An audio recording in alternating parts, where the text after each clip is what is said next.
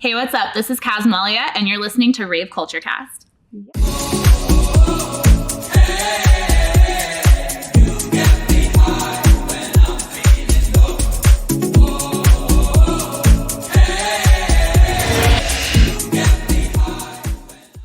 All right, guys, welcome back to Rave Culture Cast. We're here on Groove Cruise 2025, and we have a special guest back again, Casmalia.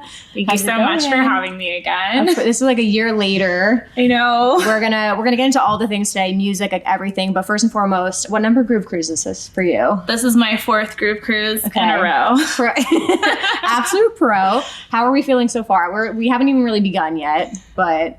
It's amazing. Like the entire experience, I don't want to say it literally gets better every year because some of my fondest memories have been on this boat, but it literally does get better every single year. For sure. And you always have like a really packed schedule as well. So can you give us like a little like light into what you're doing this weekend? Yeah. So I have a live vocal set tonight, Thursday night from 9 to 10 on the main pool deck. It's my first ever nighttime pool deck set. Sick. Okay. I'm hosting yoga tomorrow at 1 p.m. Cool. I'm doing the Unlearn Records party with Doc Brown tomorrow night. Wow. Okay. And then on Saturday during the day, I'm doing the Dragon's Tail coaster plus the Aqua Park in Labadee. Okay. And then playing the Royal Promenade as people are getting back on the boat from 4 to 5:30. Okay. And then Sunday, I'm doing a sunset sip social at 7 o'clock. Oh my gosh. Yeah. Plenty to do. Booked and busy this time. Very busy. So how do you approach, because like you said, you're very different energies, like different settings on Groove Cruise. So like, and you know the crowd very well, but how did you like prepare for this year?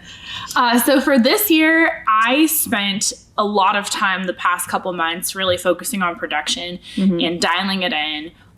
Learning from artists that are bigger than me and, incredibly professional and trying to soak in as much knowledge as I possibly can to push my productions in the direction that I'm trying to go, which is more melodic, more vocal, and live instrumental focused. Okay, we're going to get into that a little bit. I was going to say, because like exactly a year ago when we talked, I feel like you were about to go on like this journey and you were figuring out what you wanted to go, like what direction, like musically you wanted to go in. You put out a ton of music this year, which has been fire. I did. But I wanted to know, when you're playing a live set, what do you wish you could witness from the crowd's perspective? Like if you could swap lives with a fan in the crowd during your set, what would you want to hear? Something I would want to not necessarily, well, I guess, yes, hear, but also see the way I look when I sing. Okay. Because I feel like when I start singing, I just kind of go into this like Zen mode. I have no clue like what I'm doing with my body or how I look.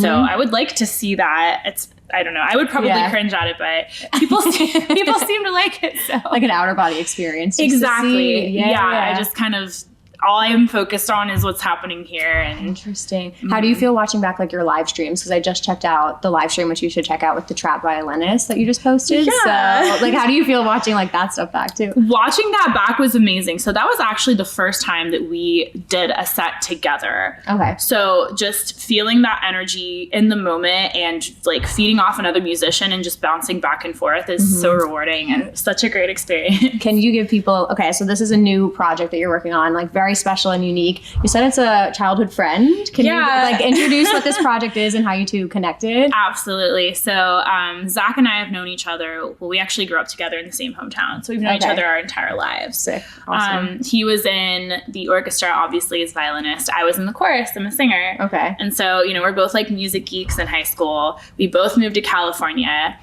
He was doing his own thing with like more hip hop, and he does like, I think he does weddings. He does a lot of live and private events. Okay, cool. And then I moved to electronic music. I moved to house music. Sure. So mid last year, I had the idea, is like, hey, if you have any top lines that are, 120 to 130 BPM, send them my way. We can try to work on something together. And we created this amazing track that's coming out as a single on Space Yacht on February 6th. I'm really excited about. So cool. But we have several tracks together. Nice. And I will be singing them all live in a couple hours. Fuck yeah. Oh my God, that's so cool. Wait, he's not coming on Groove Cruise either, right? He is not. Okay. But we are going to be performing shows together this year. We're still trying to figure our tour schedule out. I've been like letting everybody I know, like all my connections know about this is my new project, and I'm really excited about it. That's awesome. It sounded amazing too. And how did you connect with Space Yacht? Because that's an awesome platform to put this out on too. Yeah. So Space Yacht released I think it was my second ever track with live vocals called Tethered. Okay. I wrote that song. It's like a love ballad to my very best friend. Nice. And I sang that live on my very first Groove Cruise. It was a really emotional moment. So it just really felt nice to come full circle. This track is called Bring Me Back to Life, and that's the only lyric in it is Bring Me Back to Life, but it's actually 5 layers of my vocals. Oh, wow. It's like a 5-layer harmony. Cool.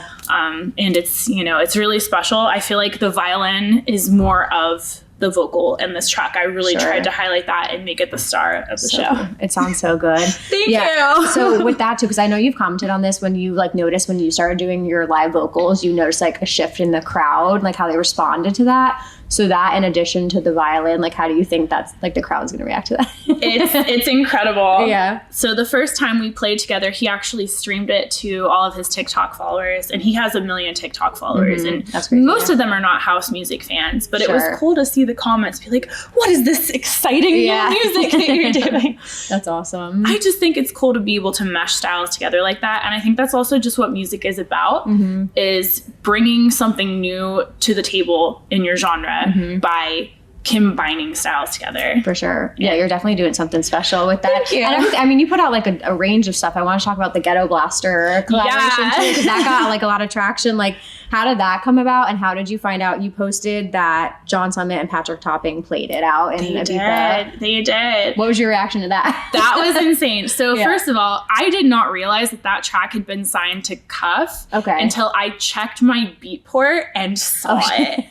And I was like, what? Like, I have a track coming up on Cuff. Like, oh my God, this is so insane. Funny. Yeah. So Paul was like in charge of like sending the record out because he has way more connections than I do. Sure. But to find out that I was, getting my first big European release was absolutely insane. I've been a big fan of Almond Edge for years. Okay. Like just that original like G house sound with that French twist to it. It's so good. I was so happy and so excited to have that release.